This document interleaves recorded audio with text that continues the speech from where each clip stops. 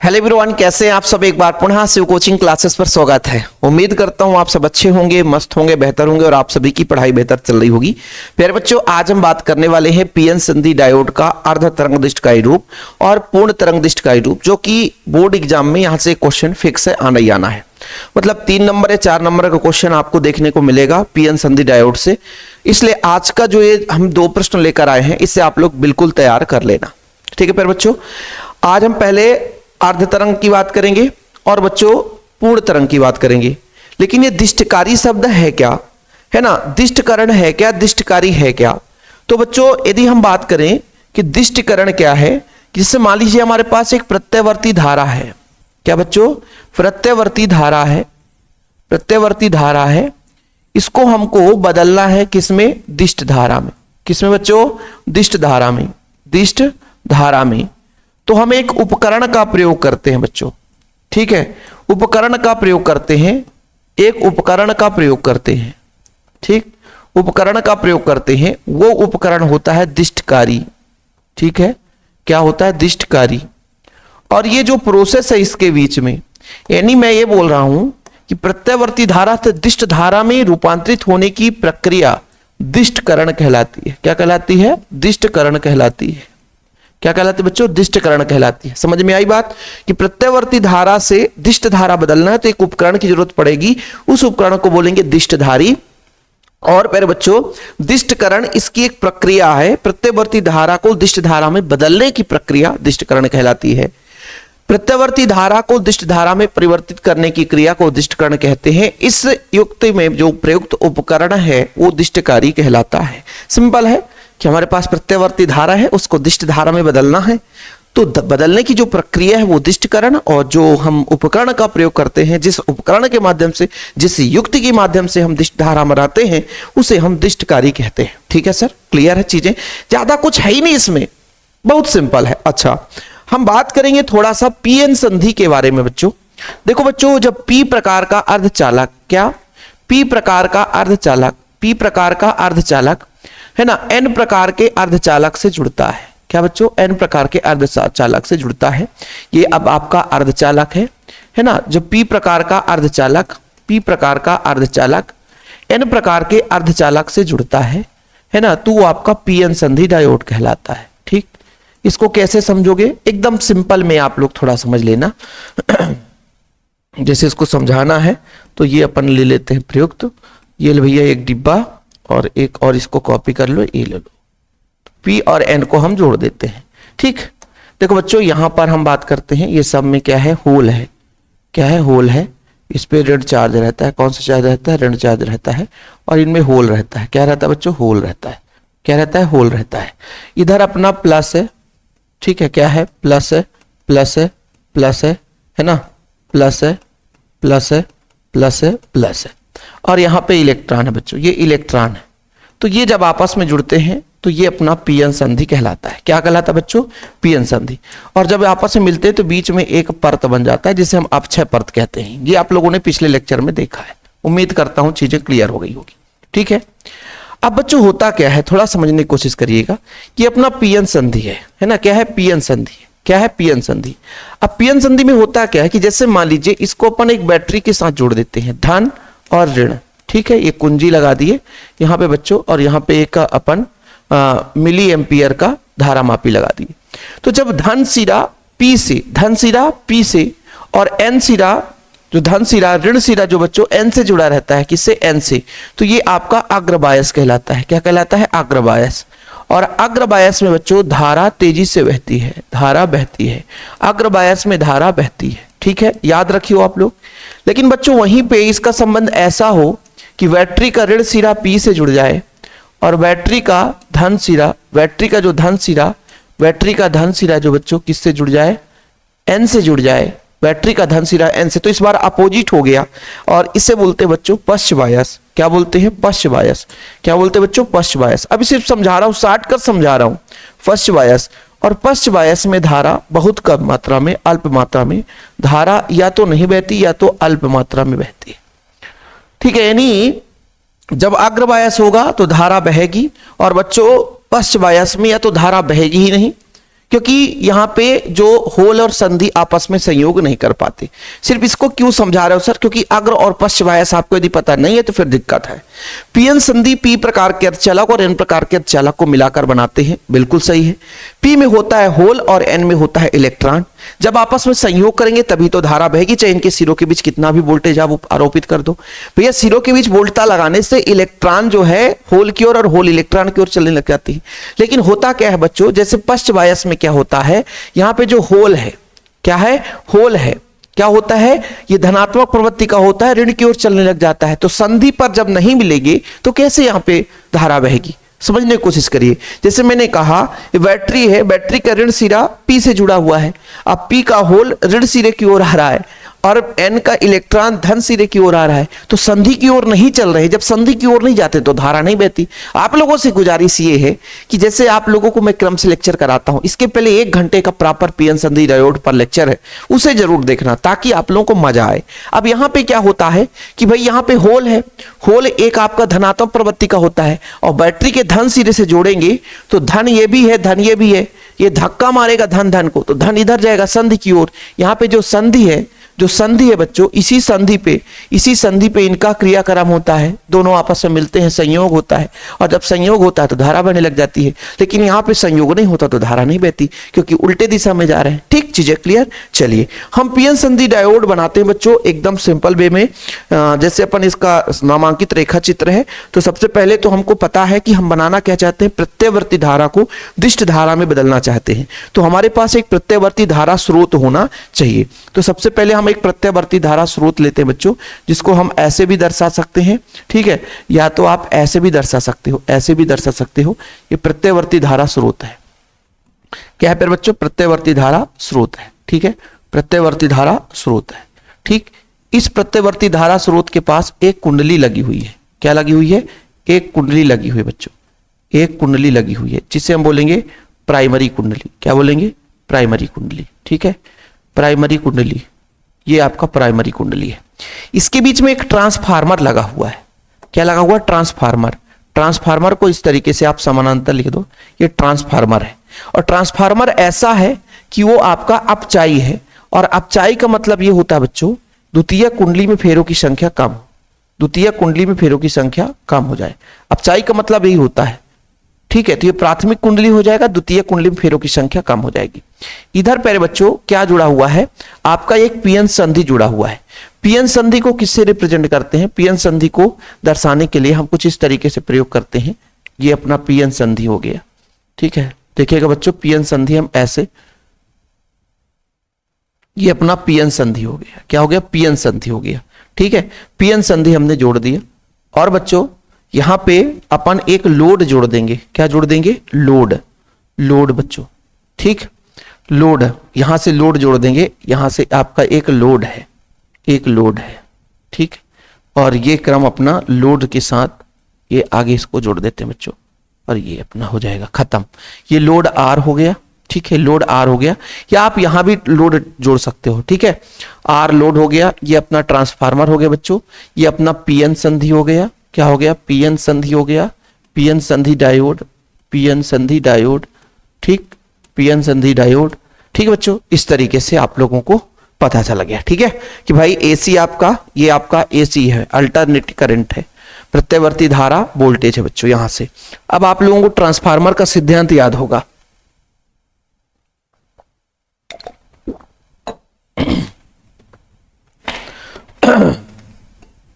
ठीक है, पीएन संधि डायोड। सर इसको आप एक काम करो कि आप इसको यहां पे जोड़ दो, सबसे बेहतर, ठीक है। इसको हटा दो और इसको जो है यहां पे जोड़ दो, ठीक, तो ठीक रहेगा। क्योंकि अपना ये जानते हैं क्या है भाई, अपना 2 पीएन संधि नहीं है। ओ माय गॉड, ठीक, चलो कोई दिक्कत नहीं है। ये अपना हो गया बच्चों, पीएन संधि कंप्लीट हो गया। अब थोड़ा समझिएगा होता क्या है, इसमें कुछ है नहीं है। जैसे मैं यहां पे बोल देता हूं ए है, ये अपना बी हो गया बच्चों, ये पीएन संधि है, आपका प्रत्यवर्ती धारा स्रोत हो गया। अब चाई ट्रांसफार्मर का काम क्या है? जब हम प्राथमिक, आप लोगों ने ट्रांसफार्मर पढ़ा है भाई, ट्रांसफार्मर आप लोगों ने पढ़ा है कि जब हम प्राथमिक कुंडली में धारा प्रवाहित करते हैं तो द्वितीय कुंडली में प्रेरित धारा उत्पन्न हो जाती है। बिल्कुल प्रेरित धारा उत्पन्न, मतलब इसके कारण यहां प्रेरित धारा उत्पन्न होती है। लेकिन बच्चों प्राथमिक कुंडली में फेरों की संख्या अधिक होती है, द्वितीय कुंडली में फेरों की संख्या कम, ताकि मान लीजिए तेजी से धारा आए तो कम हो जाए। अपचाई का मतलब है वोल्टेज को कम कर देना।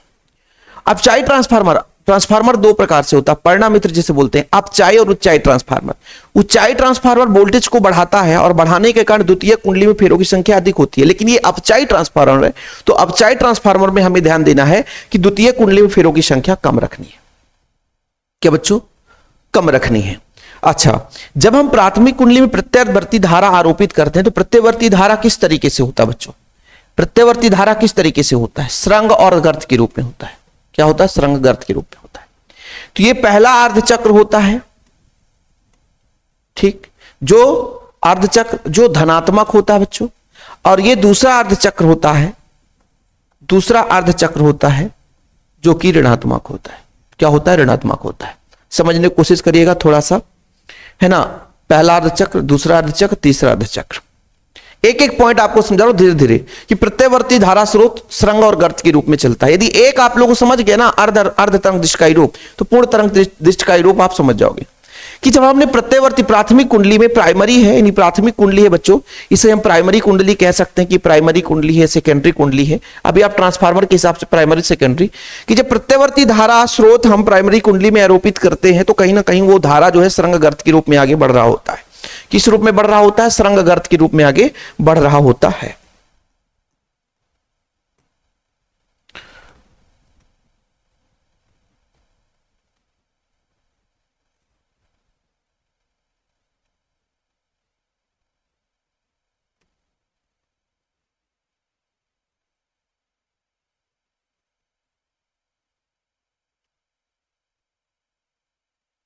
ठीक,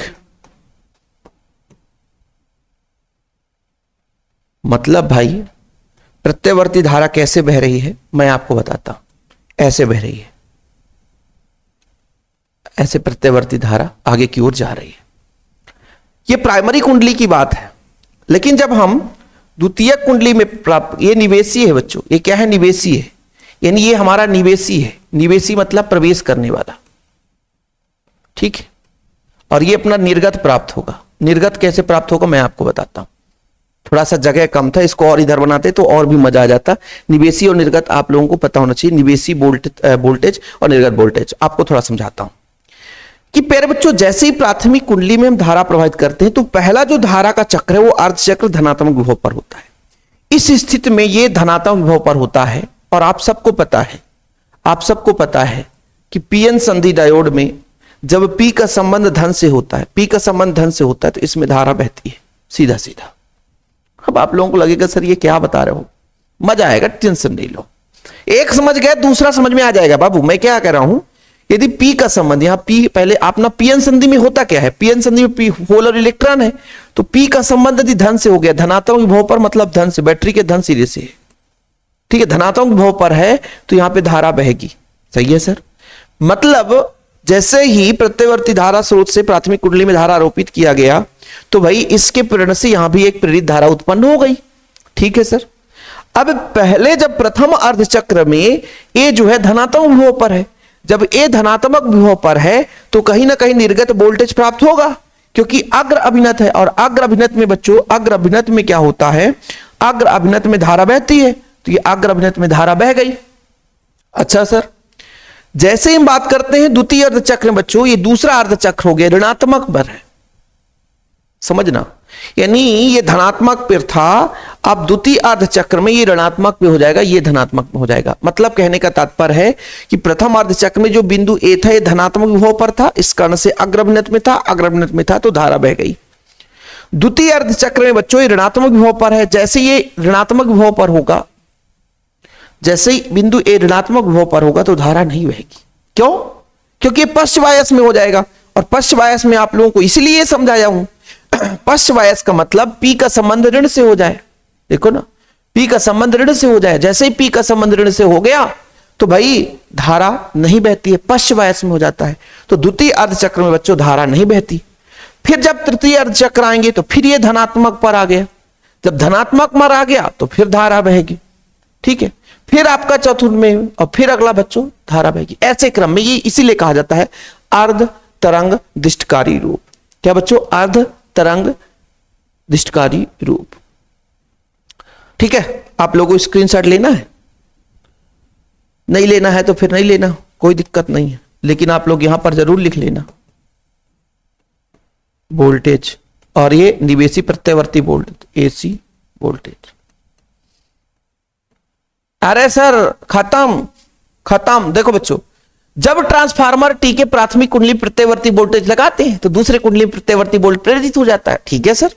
प्रथम अर्ध चक्र में द्वितीय कुंडली का सिरा ए बी के सापेक्ष धनात्मक पर रहता है। मैंने बताया ना भाई, पहले अर्ध चक्र में धनात्मक है तो ये धनात्मक पे है। ठीक है सर, धनात्मक पर है। ठीक, इस स्थिति में डायोड अग्रविनत में होगा। अच्छा, अग्रविनत में होगा इसलिए इसमें से धारा प्रवाहित होती है, जिससे लोड आर मान सी से डी की ओर प्रवाहित होता है। मतलब कहने का तात्पर्य हुआ, यहां पे बच्चों मान लीजिए ए बी, और एक चीज यहां पर हम थोड़ा बिंदु दे देते हैं, बिंदु सी डी किधर है भैया? ये लोड है, ये अपना सी और इतना अपना डी है ना, ये लोड है। तो सी से डी की ओर धारा बहती है। ठीक सर। द्वितीय अर्ध चक्र में बच्चों ए बी के सापेक्ष ऋणात्मक हो जाता है। हाँ सर, द्वितीय अर्ध चक्र में ऋणात्मक हुआ, ये भैया प्रत्यावर्ती धारा ऋणात्मक हुआ, इस ऋणात्मक कारण ये ऋणात्मक हो गया। जैसे ऋणात्मक वो पर हुआ तो भाई पश्च बायस हो जाता है। क्या हो जाता है? पश्च बायस हो जाता है। डायोड पश्च बायस में हो जाता है, यानी पश्च विनित में हो जाता है। लोड आर में से होकर धारा प्रवाहित नहीं होता है। इससे अगले चक्र में फिर अग्र बायस में होता है, और जैसे अग्र बायस में होगा तो पुनः धारा प्रवाहित होगी। फिर अगले चक्र में जाएंगे, फिर पश्च बायस में होगा, फिर धारा प्रवाहित नहीं होगी। ये अल्टरनेट चलता रहता है बच्चों। इसी कारण से कहा जाता है अर्ध तरंग दिष्टकारी रूप। देख लो जरूर, आधा में मिला है, आधा में नहीं मिला है, इसलिए उसको बोलते हैं अर्ध तरंग दिष्टकारी रूप। समझ में आ गया बाबू? अर्ध तरंग दिष्टकारी रूप। किसी बच्चों कोई प्रॉब्लम? ठीक सर, चीजें क्लियर है। हाँ, इसको मैं स्क्रीनशॉट लेना होगा तो इसको मैं क्लीन कर देता हूं, नहीं तो फिर आप लोग भर भर के कमेंट करोगे कि सर गड़बड़ है मामला। सर इसका भी स्क्रीनशॉट लेना है मुझे, ले लो भाई, नहीं तो बाद में कहोगे सर हमने तो है ना लिखा ही नहीं, आप ऐसे ही बता दिए। चलो अब बात करते हैं बच्चों फिर से हम किसके लिए? पीएन संधि डायोड का पूर्ण तरंग दिष्टकारी रूप। पूर्ण तरंग दिष्टकारी रूप में कुछ नहीं, सेम है, बस यहां पर अपन को क्या करना है, अब चाहे ट्रांसफार्मर ही प्रयोग करना है। और बच्चों अपन को क्या करना है, थोड़ा सा समझिएगा कि अपन को दो प्रकार से हमें पीएन संधि लेना है। ये अपना बच्चों प्रत्यावर्ती धारा स्रोत है। ठीक है, एसी यहां पे मैं लिख देता हूं शॉर्टकट में, अल्टरनेट करंट। इसमें मैं जोड़ूंगा बच्चों प्राथमिक कुंडली। ठीक, प्राइमरी कुंडली में फेरों की संख्या अधिक होती है। ये आपका प्राइमरी कुंडली हो गया। बीच में लगा दी हमने ट्रांसफार्मर। क्या लगा दी सर? ट्रांसफार्मर।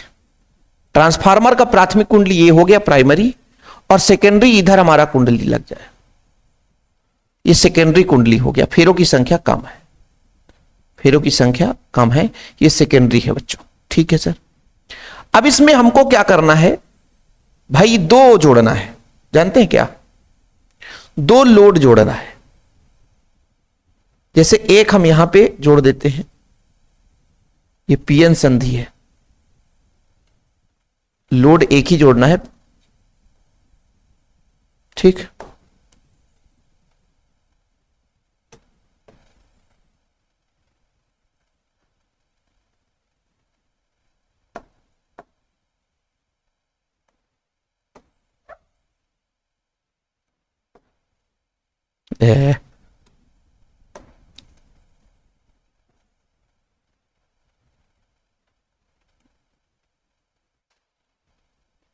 एक यहां भी जोड़ देते हैं लोड।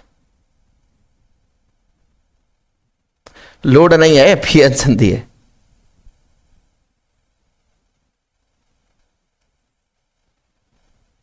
ठीक है, और इसके बीच में लोड जोड़ते हैं। ये लो भाई, सी से डी की ओर ये लोड आर हो गया, ये बिंदु ए हो गया, बिंदु बी हो गया, ये ट्रांसफार्मर हो गया, ये सेकेंडरी कुंडली हो गया, और यहां पर बिंदु ए है। ठीक, अब क्या होगा सर? देखो बड़ा सिंपल है। सबसे पहले सर इसके बारे में थोड़ा सा आप लोग इसके बाद परिपथ में, एसी प्रत्यावर्ती धारा वोल्टेज है। टी क्या है? आप चाहे ट्रांसफार्मर है। D1 D2 पीएन संधि डायोड है। यानी D1 है ये अपना D1 है और ये अपना D2 है, जो कि बच्चों पीएन संधि डायोड है। ठीक है सर, ठीक है। और R लोड है, R जो है अपना लोड है। ठीक, चलो प्रत्यावर्ती धारा स्रोत हो गया। अब फिर से समझना, हम क्या करेंगे बच्चों, यहां से प्राथमिक या अपना प्रत्यावर्ती बोलता है, इसको हमने आरोपित किया ट्रांसफार्मर के प्राथमिक कुंडली में। प्राथमिक कुंडली में जब आरोपित करेंगे तो हम सबको पता है कि ये किस रूप में चलता है। प्रत्यावर्ती धारा जो है इस तरीके से सरंग गर्त के रूप में आगे की ओर बढ़ता है। सही है सर, सरंग गर्त के रूप में आगे की ओर बढ़ता है। ठीक है, यानी हम यहां पर एक आरेख बनाए बच्चों, तो आप आसानी से बता सकते हो।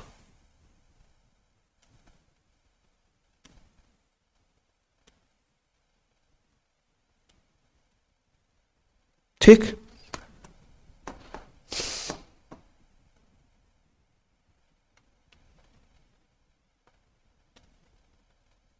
ठीक, ये जो प्रत्यावर्ती धारा है किस रूप में आगे की ओर चलता है, बोलो सर इस तरीके से सरंग गर्त सरंग गर्त सरंग गर्त, यानी धनात्मक ऋणात्मक धनात्मक ऋणात्मक। ये क्या है, ये अपना क्या है, प्रत्यावर्ती प्रत्यावर्ती प्रत्यावर्ती, वो भी निवेशी है, निवेशी प्रत्यावर्ती बोल्टता। ठीक, और जो यहां पे मिलेगा ना बच्चों, यहां पे निर्गत मिलेगा। क्या मिलेगा, निर्गत। वो निर्गत कैसे मिलेगा मैं आपको बताता हूं, निर्गत कैसे मिलेगा। देखो बच्चों, यदि जब हम प्रत्यावर्ती बोल्टता लगाते हैं तो पहले ये धनात्मक अर्धचक्र होता है। क्या होता है, धनात्मक। तो ए धनात्मक विभव पर है, लेकिन बी ऋणात्मक विभव पर है।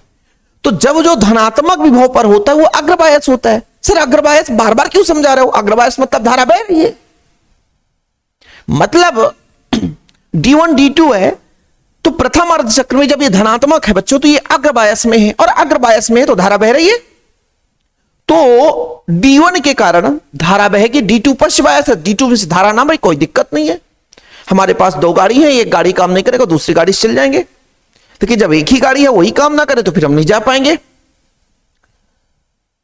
मतलब हमने प्रत्यावर्ती धारा स्रोत से प्राथमिक कुंडली में, ट्रांसफार्मर के प्राथमिक कुंडली में प्रत्यावर्ती वोल्टेज लगाया, और जब लगाया बाबू तो भाई द्वितीय कुंडली में आपका प्रेरित धारा उत्पन्न होगी। ये तो आप लोगों ने पढ़ा है, और वही क्रम में होगी सरंग गर्त के रूप में। यदि पहले चक्र में धनात्मक विभव पर है तो बिंदु ए धनात्मक पर है, अब बिंदु बी तो ऋणात्मक पर होगा। दोनों तो एक साथ ऐसा क्रम ही हम संयोजित किए हैं कि यदि ए धनात्मक बी ऋणात्मक पे है, मतलब ए में से धारा बह रही है, बी में से धारा नहीं बह रही।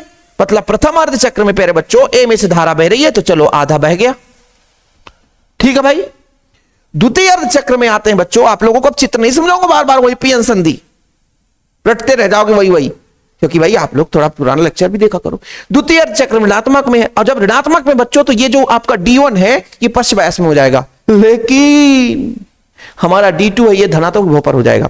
मतलब प्रथम अर्ध चक्र में ए धनात्मक पर था, बी ऋणात्मक पे था, तो ए D1 से धारा बह गई, D2 बैठा रहे, कोई दिक्कत नहीं है, हमारा काम हो गया बाबू। लेकिन द्वितीय अर्ध चक्र में द्वितीय अर्ध उल्टा हो गया, ए ऋणात्मक पे बी धनात्मक पे। अब ए वाला जो D1 है ना वो काम नहीं करेगा, बोले ए भैया हम पश्च बायस में हम काम नहीं करेंगे। अरे D2 वाला आगे से सुरा, बोला अरे चिंता ना कर भाई, तू नहीं करेगा तो काम नहीं करेंगे। तो दूसरे अर्ध चक्र में D1 काम नहीं करता, क्योंकि पश्च बायस में होता है और अग्र बायस में हो जाता है, अग्रभिन्नत में हो जाता है, क्योंकि धन का संबंध पी से हो गया, अग्र बायस से धारा बहेगी। तो जो द्वितीय अर्ध चक्र होगा बच्चों, ये किसके कारण धारा बहेगी, ये आ गया हमारा खेल खेलने वाला भाई D2। अच्छा, फिर जब हम पहुंचे तो फिर धनात्मक अर्ध चक्र में आ गए। जब धनात्मक में आए तो ए धनात्मक में हो गया, बी ऋणात्मक में हो गया। अगले चक्र में तो अगले चक्र में फिर धारा बहेगी D1 के कारण। फिर भैया ऋणात्मक पे आ गए, और जब ऋणात्मक में आ गए तो अब इस बार ए ऋणात्मक में आया तो बी धनात्मक पे हो गया, और जब बी धनात्मक में बच्चों तो बी के कारण धारा बहेगी। किसके कारण, बी के कारण। ऐसे ही आपका लगातार क्रम चलता जाता है, इसलिए इसे कहा जाता है पूर्ण तरंग दिष्टकारी रूप। क्या बोला जाता है बच्चों, पूर्ण तरंग दिष्टकारी रूप। मजा आ गया, ठीक है सर, मजा आ गया। देखो जरा कार्यविधि देखो कि जब ट्रांसफार्मर की प्राथमिक कुंडली में प्रत्यवर्ती वोल्टता लगाया जाता है तो द्वितीय कुंडली में प्रेरित धारा उत्पन्न हो जाती है, वोल्टेज उत्पन्न हो जाती है। बहुत बढ़िया। प्रथम अर्धचक्र ए धनात्मक विभव पर है, बी ऋणात्मक विभव पर है। हमने चित्र अच्छे तरीके से बताया कि प्रथम अर्धचक्र में जब ये धन है तो ए धन में होगा, बी ऋण में होगा। तो ए जब धन में है तो ये अग्रबायस होगा, बी क्या होगा आपका पश्चबायस होगा। ठीक है सर। बिंदु ई की तुलना में ए धनात्मक विभव पर होता है, D1 अग्रबायस में हो जाता है, इसलिए लोड आर में सी से डी की ओर धारा बहती है। इस समय बिंदु बी क्या है, ई की तुलना में ऋणात्मक पर होता है बच्चों, है ना। तो D2 उत्क्रम अभिनत में होता है, यानी पश्चबायस में होता है। यह कारण ही करता है, यानी प्रथम अर्धचक्र में यहां पे समझा दिया गया, प्रथम अर्धचक्र के बारे में बताया गया कि प्रथम अर्धचक्र में ये धनात्मक पर होता है, ऋणात्मक विभव पर होता है, इसलिए D1 से धारा बहती है, D2 पश्चबायस में रहता है, तो D2 के कारण धारा नहीं बहती। फिर बच्चों अगले जब द्वितीय अर्धचक्र की बारी आती है तो उल्टा हो जाता है, ए ऋणात्मक पर हो जाता है और बी धनात्मक पर हो जाता है। तो बिंदु ई की तुलना में ऋणात्मक विभव पर होने के कारण D1 उत्क्रम हो जाता है, यानी पश्चबायस हो जाता है। D1 जो है उत्क्रम अभिनत का मतलब पश्चबायस हो जाता है, और पश्चबायस हो जाता है, किंतु D2 जो है वो अग्रबायस रहता है। अच्छा, D2 क्या है, अग्रबायस है, क्योंकि पहले बार में उल्टा था, मतलब D1 अग्र में था, अब D1 पश्चिम में हो गया, D2 अग्र में हो गया। अब लोड जो है आर में धारा किसके कारण बहेगी, D2 के कारण बहेगी। इस तरीके से अल्टरनेट धारा बहती रहती है ना। निवेशी प्रत्यवर्ती वोल्टता के दोनों अर्धचक्र में लोड में से विद्युत धारा प्रवाहित होती है, अतः इस रूप में पीएन संधि डायोड को पूर्ण तरंग दिष्टकारी रूप कहते हैं। मतलब कहीं D1 के कारण, फिर D2 के कारण, फिर D1 कारण, फिर D2 कारण, मतलब लगातार चलता रहता बच्चों। ये पीएन संधि डायोड का पूर्ण तरंग दिष्टकारी रूप है। ये मेरा पर्सनल नंबर 96 85 29 91 49। यदि किसी बच्चे को नोट्स लेना है तो मात्र 100 रुपए चार्ज लगता है। बढ़िया हैंड रिटेन नोट्स आपको दिए जाते हैं, है ना। तो प्यार सपोर्ट बनाए रखें। और आज जो हमारा थ्योरी का क्लास है, आज क्लास समाप्त होता है। हमने साल भर बड़ी मेहनत से आप लोगों को पढ़ाया है ना। प्यार भरा हम लोगों ने जितना हो सका है, थके हारे विद्यालय से आए होंगे, है ना। पीपीटी कभी कभी विद्यालय में बना लिए, कभी कभी घर में बनाते हैं, लेकिन थके हारे भी आते हैं, लेकिन आप लोगों के लिए चेहरा मुस्कान भरी रहती है। फिजिक्स के लगभग थ्योरी के कोर्स हमारे खत्म हो जाते हैं, अभी एग्जाम के बहुत दिन बाकी हैं, तो हम न्यूमेरिकल्स भी लाएंगे, ऑब्जेक्टिव वगैरह इंपॉर्टेंट क्वेश्चन वगैरह लाते रहेंगे। वीडियो को शेयर करो मैक्सिमम लोगों तक बच्चों, और केमिस्ट्री का 2-4 लेक्चर बच्चा वो जल्द खत्म हो जाएगा। जय हिंद, वंदे मातरम।